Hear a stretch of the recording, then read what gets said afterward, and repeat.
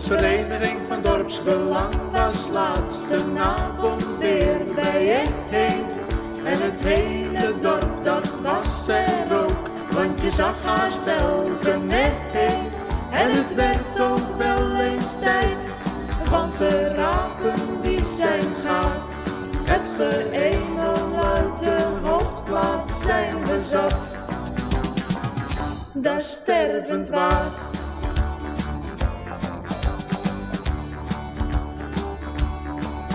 Onze gaarkomst laatste avond, die was wist niet onbenodigd. Er worden prikken in het werk gesteld, alle mogelijkheden worden bezocht. Want gelukkig zijn wij alle gaar, goed bij ons zuip en stuit. Dat gemuiskop en gespijtgnijs van de hoofdplaats hangt ons de keel uit.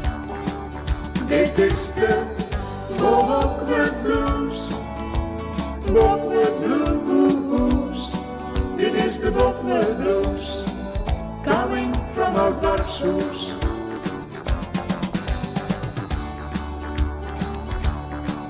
Want we hebben nu een snotje dat men daar een scheve reet rijdt, om ons hier zo kort te houden. Dus het wordt de hoogste tijd, daarom gaan wij actie voeren. Dat zal Griffert Uiten doen.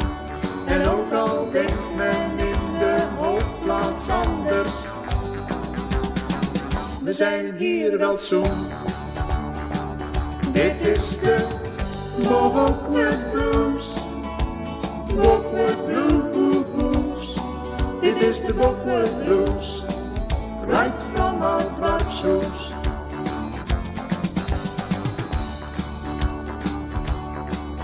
Al het jongvolk uit ons dorp heeft toen van alles opgewandeld.